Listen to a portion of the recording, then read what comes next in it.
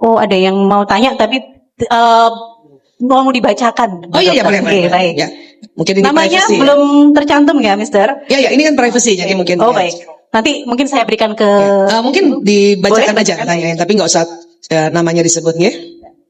Baik. Mengingat saya perempuan, seolah merangkap tugas ayah sekalian ibu yang berharap anak-anak tumbuh dengan baik. Agar mereka tumbuh tanpa trauma dan saya kehilangan sosok ayah. Saya seperti tidak tahu arahan, mohon petunjuk, Bu. Begitu. Berarti Oh, ini ada baliknya ternyata ada, Ibu. Mohon maaf. mungkin itu di awal di depan ya, Bu. Ini tadi di akhir, Ibu. Ya, ini yang depannya, ini yang depannya. Saya langsung kaget ujung-ujung. Iya. Saya bacakan lagi, ya. Saya ulangi lagi. Tadi ternyata berbolak-balik, Miss Rizky. Baik. Assalamualaikum warahmatullahi wabarakatuh, Dr. Aisyah. Ini curhat, Bu. Saya mohon maaf sebelumnya. Saya ingin bertanya. Namun saya tidak ingin banyak orang mengetahui wajah saya. Biar pertanyaan saya ini bisa menjadi ilmu tanpa harus, oh Mbak ini bermasalah. Saya minta maaf sebelumnya, saya tumbuh dengan orang tua yang toksik. Banyak penyebab mama saya jadi seperti itu. Saya memaklumi itu. Semua dampak toxic parenting yang tertera di PPT sudah saya alami. Subhanallah. Sekarang saya pun sedang ada masalah rumah tangga. Suami saya meminta izin untuk menikah lagi dan ingin memadu saya. Sungguh ini sangat Masya Allah. Anak saya 2. Alhamdulillah laki-laki semua. Saya ingin mereka tumbuh dengan baik dan layak di jalan Allah. Saya ibu pekerja, bersuami, namun sayangnya jodoh saya tersebut kurang berperan dengan baik sebagai seorang ayah, juga sebagai seorang suami. Bagaimana cara saya memutus tali toksik yang saya dapat dari mama saya dan suami saya? Mengingat saya perempuan yang seolah merangkap tugas ayah sekaligus ibu yang berharap anak-anak tumbuh dengan baik. Jadi mohon arahannya Ibu Dokter. Terima kasih. Ya, baik. Bismillahirrahmanirrahim. Terima kasih buat Bunda yang bertanya ya. Ya, kita sepakati dulu apapun yang kita dengarkan curhatan dari ayah bunda selesai hanya di sini saja ya, tidak diperpanjang ya. Dan mudah-mudahan ini juga menjadi pelajaran buat kita ya. Okay. Baik, tadi ada beberapa kasusnya atau isunya, yaitu ya bunda merasa bahwa bunda adalah ya produksi dari orang tua yang toksik. Dan tadi apa yang tadi kami paparkan, bunda merasa itu ya. Nah, itu berarti bunda punya kenangan di otak tentang toxic parenting dari ayah bunda yang toxic parent ya. Itu ada di mana nanti? Itu ada di otak ya, sebentar saya kasih gambarannya. Ada di otak yang nanti bagian depan. Ya, bagian depan. Boleh slide ya. Jadi ya, kan apa yang didengar anak, dilihat, dirasakan, diucapkan kan nanti masuk ya di dalam otaknya anak ya. Dan karena waktu diterimanya pada saat masih sangat-sangat muda usianya, maka itu akan sangat tersimpan dengan luar biasa ya. Karena kan anak kecil ini golden periodnya itu sekitar 0 sampai 5 tahun, itu karena dia belum mikir macam-macam, belum mikir urusan listrik, belum mikir pajak, belum mikir, makanya ibunya marahin lah, itu terekam di sini, terekam sini. Dan terekamnya terjadi ikatan yang sangat kuat, terikat. Dan ini ya, walaupun sudah lampau permasalahannya, tapi ini berbekas dan sehingga kadang-kadang membuat kehidupan kali ini, saat ini dan ke depannya sering gagal. Ya, itu karena dia tersimpan ya. Sehingga yang namanya memori, ada yang disebut memori dalam rahim. Janin itu sudah bisa merekam apa peristiwa yang dilakukan ibunya, ya.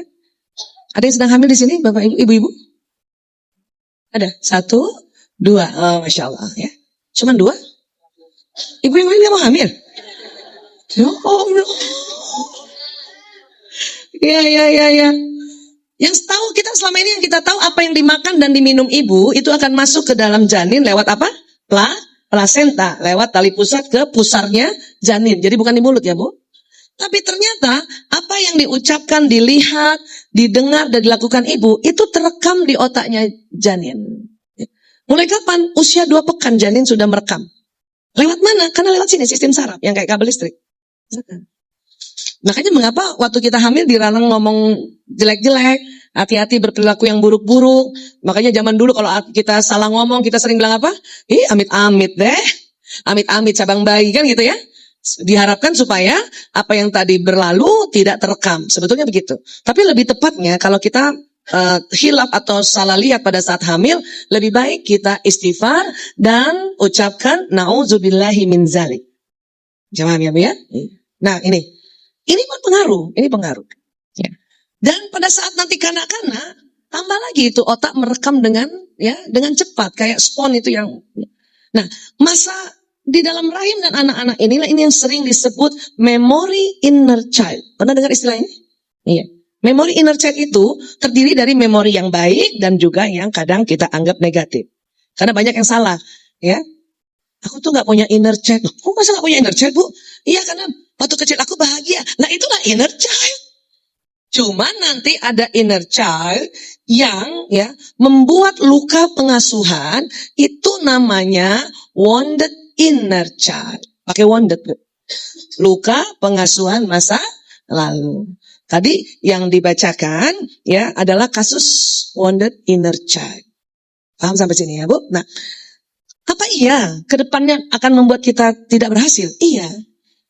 Karena nanti ada memori remaja, memori dewasa, dewasa menikah, masa depan. Ini akan ada efek bola salju Bu. Masalah yang ada di sini ditambah masalah waktu remaja, tambah lagi masalah waktu dewasa. Ini terakumulasi.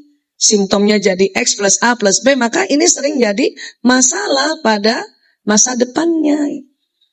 Jadi benar tadi Ibu sudah tanya bagaimana untuk menghentikan inner child memory saya.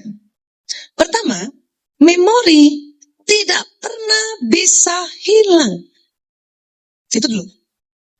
Yang hanya bisa adalah kita membuka ikatannya supaya tidak terlalu terikat kuat. Hanya bisa itu saja. Karena memori ini harusnya pada saat kita mengalami peristiwa bahkan berulang, yang pertama mungkin dia nempel begini, kemudian waktu itu 1 hari kena, kemudian 2 hari, 3 hari, jadi terikatnya gitu. Paham ya Bu? Tapi ini bisa kita lepaskan, paling tidak jadinya begini saja. Supaya sehat kembali. Supaya apa yang kejadian pada diri kita tidak kita ulang lagi pada anak-anak. Sampai sini bisa Pak? Supaya seperti ini, bagaimana caranya? Memaafkan. Hanya itu. Tapi memaafkan itu tidak bisa melupakan. Ada teman-teman rasa begitu. Bu Aisyah, saya sudah memaafkan, tapi tidak bisa melupakan. Ibu sudah betul. Karena memang nggak bisa lupa. Dan kalau ibu minta bagaimana supaya saya lupa, ibu nanti jadinya Alzheimer, demensia. Ibu bukan lagi melupakan peristiwa, nama suami ibu pun ibu lupa. Makanya jangan minta untuk melupakan peristiwa. Yang diminta adalah tetap ingat peristiwanya, tapi sudah tidak sakit hati lagi, tidak marah lagi, tidak kesal lagi. Sampai sini bisa paham dulu ya Bu? Untuk apa sih? Wallahu alam, Allah punya rahasia itu. Hanya ada hikmahnya adalah supaya kita bisa ingat peristiwa itu karena tanpa marah, jadi kita bisa pelajari. Jadi proses pembelajaran sehingga tidak lagi kita menjadi toxic parent untuk generasi berikutnya. Tapi kalau ibu masih simpan saja tanpa ibu memaafkan, maka tanpa terasa, walaupun ibu ikut seminar, ikut taklim, baca buku parenting, tetap nyubit sama anak. Kalau terbiasa punya memori dicubit. Terus gimana dong cara memaafkannya Bu Aisyah? Cara memaafkannya setiap ingat langsung istighfar saja, astagfirullahaladzim, sambil duduk. Terus. Bahkan ibu tanpa terasa air mata mengalir, itu lagi proses Bu, lagi proses. Apalagi perempuan. Karena kelenjar air mata perempuan lebih lebar dibanding laki-laki. Ya, itu. Jadi biarin aja Bu. Nggak usah ibu merasa harus kuat. Terus nangis juga. Nangis aja Bu. Karena memang Allah kasih kelenjar air mata pada perempuan lebih lebar, karena perempuan paling sering cepat terikat neuronnya. Jadi ibu maafkan, ibu istighfar. Bagus lagi, ibu tambahkan kalimat, ya Allah, saya maafkan. Nah, siapa? Ibu keselnya sama siapa? Misalnya tadi kasusnya adalah pada orang tua dulu. Karena kan toxic parentnya ini dari orang tua. Ibu harus bilang, ya Allah, saya maafkan ibuku ya Allah. Dan harus sebut kenapa dimaafkan. Karena dia cubit aku, pukul aku, sampai aku berdarah waktu aku kelas 1 SD semester awal. Harus detail, kenapa? Kita mau masuk ke neuron sambungan yang dalam, ini spesifik. Spesifik. Ya. Fa'fu anhum wastaghfir lahum. Itu Allah berfirman di Ali Imran 159. Maka maafkanlah mereka dan mohonkan ampun bagi mereka. Makanya kita selalu ya memaafkannya begitu. Ya Allah, saya maafkan ibuku ya Allah, Fulana binti Fulan, karena sebut nama, karenanya apa? Dan ampuni dia ya Allah. Mungkin ada orang dengar, ini anak durhaka banget. Dia nggak tahu apa ibu itu harus dimuliakan. Tahu, tapi sudah terlanjur ada sambungan waktu kecil, dia dicubit, dia dimarahin, dia dipukul. Baru tahu mungkin waktu masuk Al-Azhar misalnya, atau masuk ikut taklim, ya, mungkin masih SD, baru SD dia tahu bahwa ibumu kau harus hormati. Tapi terlanjur waktu umur 3 tahun, 4 tahun, ada sambungan memori tentang ya toxic parentnya. Sampai sini bisa paham ya Bu? Bisa ya? Itu. Bukan berarti tadi ibu cerita kemudian dianggap oleh orang-orang itu anak durhaka, enggak. Terima kasih ibu mau ya speak up seperti tadi. Walaupun tadi untuk menjaga privasi itu juga sangat baik, nggak usah tahu. Walaupun kayaknya saya udah tahu nih, gitu. Ya, paham ya Bu ya? Oke. Jadi ya Allah, saya maafkan, sebut namanya. Dan lebih afdal lagi, hadirkan wajahnya, seolah-olah dia ada di depan kita. Kenapa begitu? Nanti kalau masih ada waktu saya jelaskan. Tapi ini langsung saja hadirkan. Kalau ibu kesel sama bapak ibu, hadirkan. Kalau dia sudah tiada, setelah ibu maafkan dan mohonkan Allah untuk diampuni, doakan. Allahumma firlaha warhamha wa'afiha wa'afun. Supaya ruh mereka juga tenang. Jangan salah itu. Pas ada kita misalnya mengeluh, yang mereka sudah meninggal ya, misalnya kita mengeluh dan kita cerita sama orang, nih ibuku nih, gara-gara ibuku nih selalu cubit aku. Kena sanksi di alam barzah. Makanya pada saat kita memaafkan dan kita kirimkan doa, lega mereka. Itu yang terjadi. Dan kalaupun masih hidup, ya nggak apa-apa juga kita memaafkan walaupun kita nggak datang langsung. Kenapa kita nggak datang langsung? Pasti dia marah lah Bu Aisyah kalau saya bilang ibu adalah ibu yang toksik. Pastilah. Maka ibu maafkan dulu dalam bentuk visualisasi, pembayangan. Paham ya Bu? Supaya apa? Untuk kita, memaafkan itu untuk kita, bukan untuk dia. Begitu juga kalau berhadapan sama suami atau bahkan anak yang bikin ibu sakit hati, ibu harus bilang, ya Allah, saya maafkan anakku ya Allah, Fulan bin Fulan. Karena kadang-kadang anak sekarang kan anak yang terlalu jujur ya Bu. Bunda, aku gak suka sama Bunda, Bunda jelek bajunya. Itu bukan membangkang, itu jujur. Ya Allah, jujur banget anakku. Dan itu juga terjadi pada kita lagi, walaupun itu hal baru. Ibu, sekarang saya tanya, ya, kalau ibu menghadapi peristiwa, ya kan, yang sangat menyebalkan, sangat menyedihkan, sangat menjengkelkan, ya, sangat menakutkan, sakitnya di mana Bu? Sakitnya di mana? Coba pegang, sakitnya di mana? Coba pegang. Di mana? Sini. Padahal kan Bu Aisyah cerita tentang otak ya. Ternyata ini harus ada tambahannya ya, Masya Allah. Ternyata memori itu, apabila memori itu mengikat emosi yang intens, sangat marah, sangat jengkel, sangat takut, sangat benci, bahkan sangat senang, itu ternyata nggak hanya di otak terjadi sambungan, tetapi ada satu organ lagi. Di mana itu? Jantung. Di dalam jantung ada kolbu. Ibu, kalau saya bilang kolbuku, di mana tangan ibu taruh? Situ kan? Iya. Kan bukannya jantung kerjanya memompa darah ke seluruh tubuh Bu Aisyah? Iya, itu fungsi utamanya untuk sirkulasi. Darah membawa makanan, nutrisi, mineral, vitamin itu ke seluruh tubuh gitu. Tapi nanti istilah kolbu itu rupanya ya ada ya. Nah ini di tahun 91 penelitian Dr. J. Andre Armour dari Montreal, Kanada, dan dilanjutkan penelitian lain, ya, apa mereka mendapati? Di jantung manusia di daerah serambi kanan ditemukan sel otak juga. Kalau tadi sel otak di otak berapa? Jumlahnya berapa miliar? Siapa masih ingat? Alhamdulillah, 100 miliar. Di jantung 40.000 neuron. Dan ini juga 40.000 komputer. Ya. Dan kerjanya itu juga nih persis di sini nih terjadi sambungan. Jadi peristiwa yang mengikat emosi sangat intens, baik emosi negatif dan positif, terekamnya di otak dan juga di kalbu. Makanya ibu langsung rasanya sini kan, gitu kan. Nah, ulama kita, ya, yaitu Imam Al-Ghazali, dia udah bicara lebih lama tentang ini. Jadi pada tahun 1110 Masehi, tadi kan Andre Armour 1991 ya. Ini apa kata Imam Ghazali? Ya, ada titik kalbu di jantung. Imam Al-Ghazali mengatakannya titik, karena waktu itu belum ada MRI. Tapi Imam Al-Ghazali selalu doa pada Allah, ada apa? Kenapa siap bilang kalbu pegang sini? Ya, bahwa jantung ada di sini. Itu sejak Hippocrates yang menemukan. Hippocrates lahir hidup di 4 sebelum Masehi, abad ke-4 sebelum Masehi. Makanya dia heran, apa bedanya? Dia baru menemukan, pokoknya ada titik kalbu. Nah, baru 91 ditemukan. Nah, sebetulnya tidak sebesar titik, lebih besar sedikit. Apa? Sebesar mata. Makanya sering ada istilah apa? Mata kolbu, mata hati, mata nurani, mata batin. Dan dia dalam, dia cukup dalam. Ya. Semua peristiwa tersimpan di sini, Bu, dalam ikatan-ikatan. Dan kalau kita tidak memaafkan, ikatan ini tebal, dan inilah rasanya ibu tidak lapang. Tidak lapang. Ya. Nah, kemudian Imam Al-Ghazali juga mengatakan, di titik kolbu itu ada suara Tuhan. Ada suara Tuhan. Ini baru ditemukan di tahun 98 di Institute of Hermet. Institusi yang dibangun oleh Arab Saudi dan UK Inggris untuk meneliti kolbu.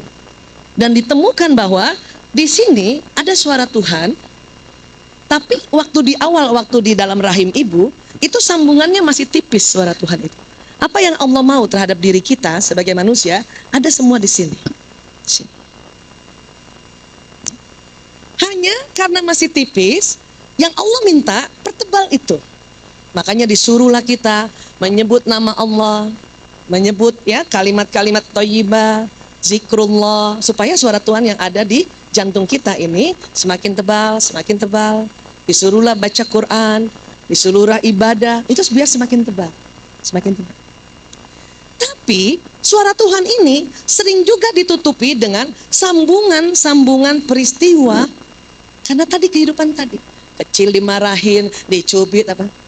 Apalagi waktu kecil anak-anaknya, ya, anak kita nih yang udahlah dipukulin, sudahlah kita toxic parent, nggak diajarin tentang Allah, tidak diajarin ibadah, tidak diajarin tentang ya Quran.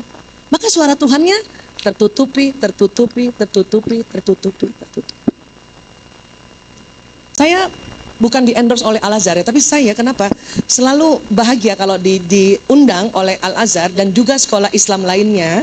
Kenapa? Karena bersama guru-guru, Bapak Ibu bisa mengaktifasi suara Tuhan yang ada di kolbunya anak-anak. Dengan masuk hanya bilang Assalamualaikum, Waalaikumsalam. Setiap apa-apa baca basmalah, Bismillahirrahmanirrahim, itu akan mengakses suara Tuhan yang ada di dalam kolbunya anak-anak. Ya Bu. Tapi hati-hati juga setiap peristiwa. Makanya kita yang terlanjur punya juga peristiwa yang menyakitkan di dalam kolbu ini. Waktu remaja juga dimarahin sama orang tua terus, betul Bu? Iya. Siapa yang punya anak perempuan sudah balik, angkat tangan. Tadi selain ilmu supaya anak perempuan ya diambil hatinya dengan lihat mukanya, tolong yang sudah balik 2 hari anak mau mens dan mens hari pertama sampai hari kelima, tolong jangan ditegur keras atau beri nasihat di situ. Anak-anak sangat bete, kesel. Dan anak sekarang anak jujur. Kita kasih arahan, dia malah, emang kenapa? Biasa aja lagi. Ya. Dia akan jutek, Bu. Pas juga ibunya lagi mens. Jutek ketemu jutek. Ngerti ya, Bu? Itu sakit, dia sakit hati, kita sakit hati, ini bertumpuk di sini. Makanya kadang-kadang suara Tuhan yang mengatakan anakmu itu amanah, anakmu itu ujian, itu sering nggak kedengaran loh. Kenapa? Ketutup. Bahkan ulama neuroscience yang ada di Institute of Hermet itu bersepakat bahwa umatnya Nabi Muhammad SAW suara Tuhan yang di kolbunya dalam bentuk Al-Quran dan bahasa Arab. Allahu Akbar. Makanya mengapa kita mulai baca Qurannya, tahsin, harus belajar tahsin, makhrajnya harus betul. Bismillahirrahmanirrahim. Coba pegang dada ibu, coba. Ya, ini nih harus dinyalakan dengan mengingat Allah. Coba bisa. Ya Allah, coba bu. Ya Allah, sampai nggak getarannya di dada? Ya Allah. Tidak semua kalimat bergetar sampai dada. Ya Allah, ya Allah, ya Allah. Coba.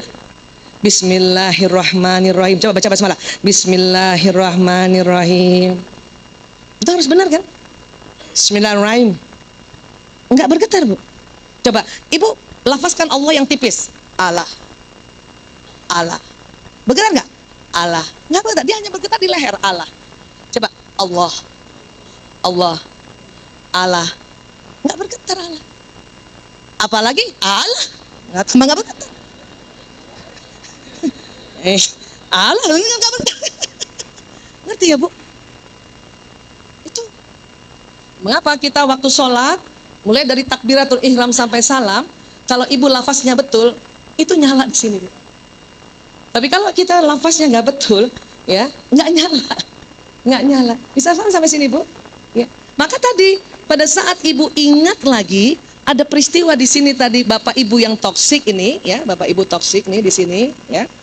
Terus kemudian ibu istighfar, ya, maka, oh sorry, ya saya ini dulu, ya, pada saat, ya, ibu istighfar dikala ingat, ini kadang-kadang peristiwa yang ada terlanjur di sini nyala bu, dia nyala, tandanya dia minta tolong untuk dibuka, makanya kita langsung duduk, astagfirullahaladzim, langsung pegang dada, astagfirullahaladzim, dan ibu sebisanya hadirkan peristiwanya. Ya, dan hadirkan orang yang ada di situ. Baru masukkan, ya Allah, saya maafkan Fulan bin Fulan, Fulanah binti Fulan. Ya. Kenapa harus sebut nama lengkap? Karena ini kita mau mengakses yang detail ini, dan orang banyak namanya sama. Suami saya namanya cuma Prianto, Sismadi itu nama ayahnya.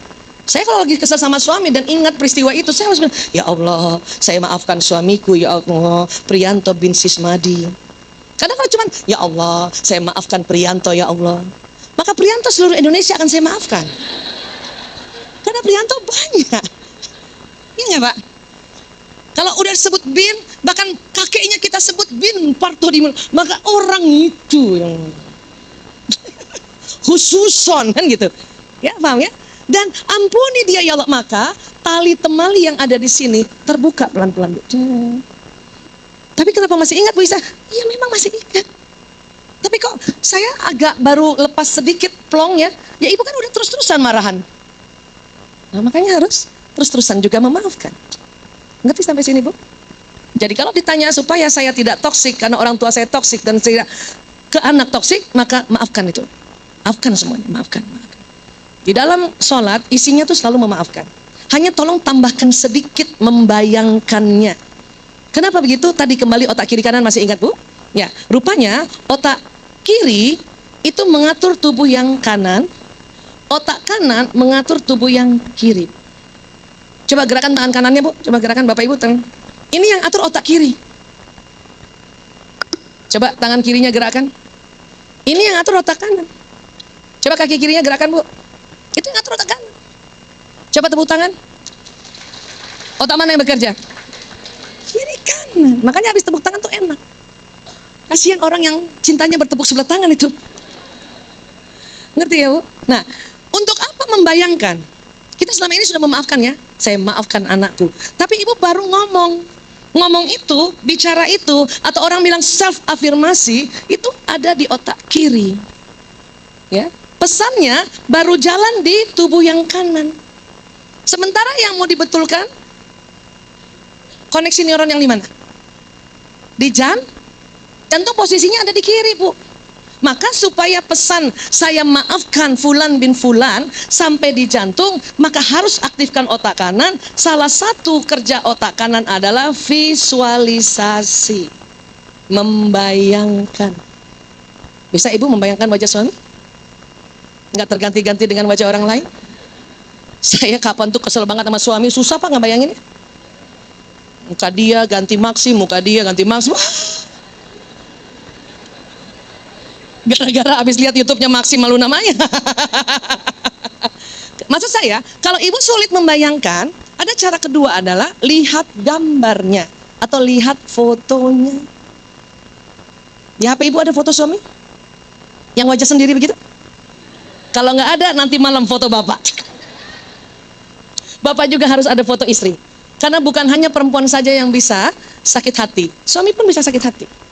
Tapi memang perempuan lebih kuat, Pak. Ya, kenapa? Ya, ikatan pada perempuan lebih cepat di kolbunya tadi. Sampai sini bisa paham? Bisa mengerti ya?